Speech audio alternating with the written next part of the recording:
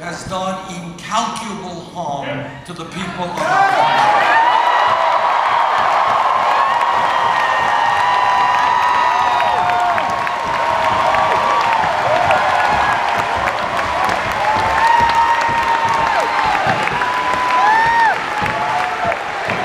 And I would tell them that at a time when 3 out of the 4 largest banks in this country are bigger than they were when we bailed them out because they were too big to fail,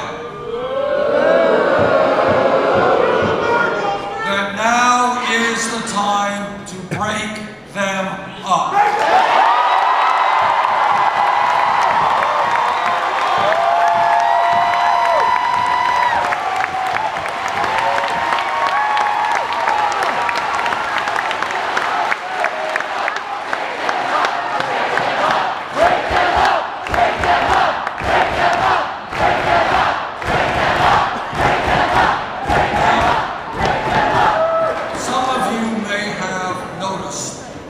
Just yesterday, I think it was, there was the final agreement between the federal government and Goldman Sachs for a $5 billion settlement. And what Goldman Sachs, and they're not the only bank that reached the settlement with the government, but what Goldman Sachs essentially acknowledged is they were selling worthless packages of subprime mortgage loans and defrauding the American people. I want you to realize the significance of this, because this is not just Goldman Sachs, this is virtually all of the major banks. The most powerful financial entities in this country, their entire business is based on fraud.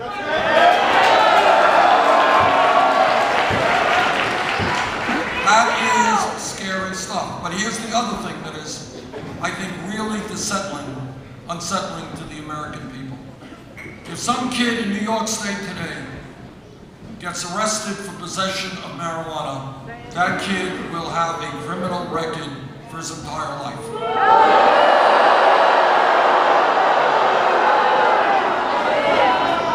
But apparently, if you are an executive at a large Wall Street firm whose greed and illegal behavior destroyed our economy and impacted the lives of millions, you don't get a criminal record, you get a pay raise.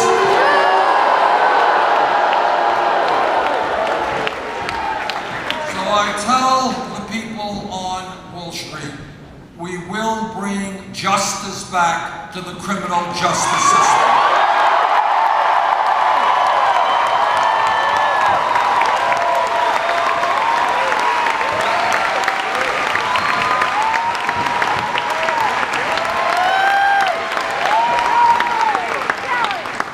This campaign is succeeding because we're listening to the American people, not just the wealthy campaign contributors. We are listening to workers who cannot make it on $8 or $9 an hour, which is why we are going to fight for a $15 an hour national minimum.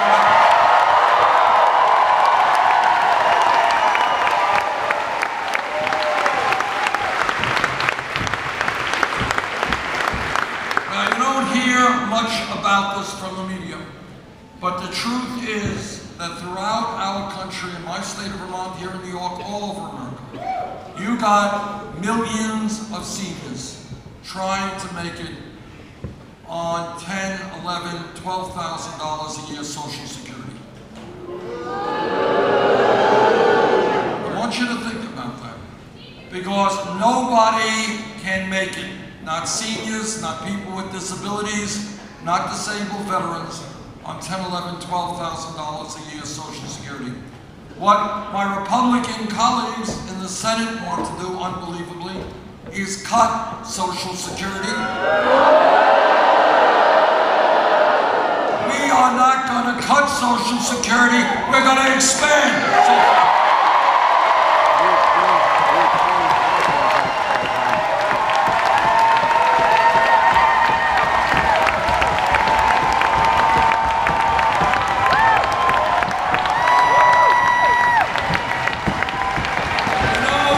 And this is what FDR reminded us of.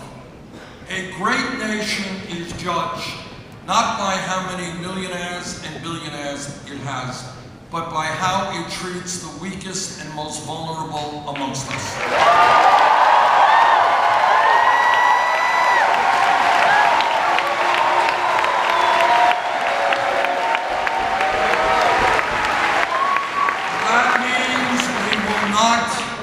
Continue to allow veterans of this country to sleep out on the streets.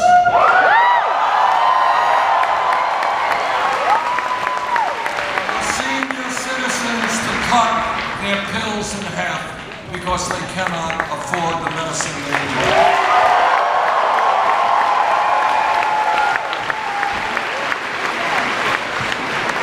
This campaign is listening to young people.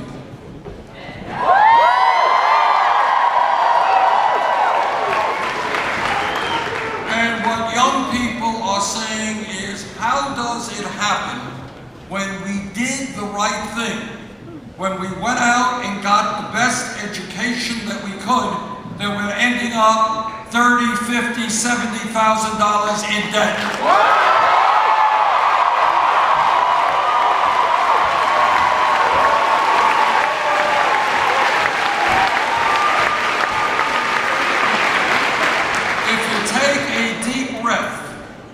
And you think outside of the box, ask yourselves, why would we be punishing millions of people for getting an education?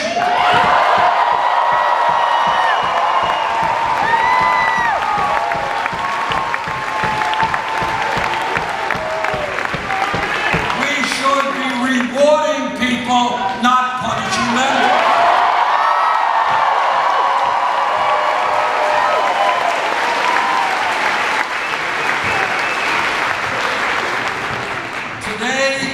Respects, a college degree is the equivalent of what a high school degree was 50 years ago. You know what I mean by that? What I mean is that 50 years ago, you got a high school degree, you were in pretty good shape, you can go out and get a good job. Today, in many respects, that's what you need to do if you have, and that's why you need a college degree. That's where the good jobs are. And that is why I believe that in the year 2016, we have got to rethink what we mean by public education. It is no longer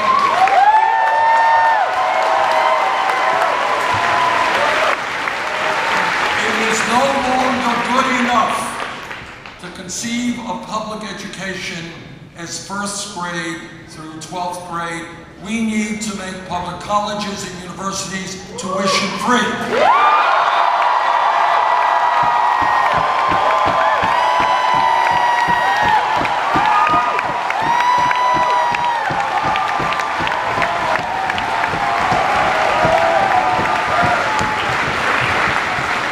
Some people think this is a radical idea. It is not a radical idea. Mark my words, it will happen sooner or later. Our job is to make it happen sooner.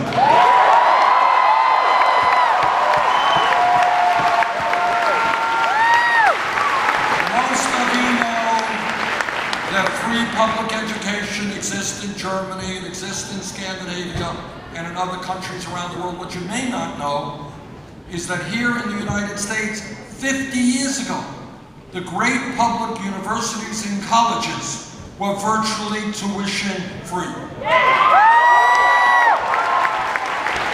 If we could do it here 50 years ago, we could do it today.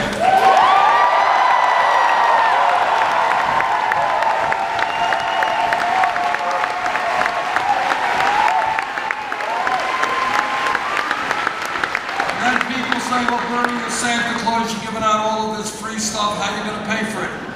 I will tell you how we are going to pay for it. We're going to impose a tax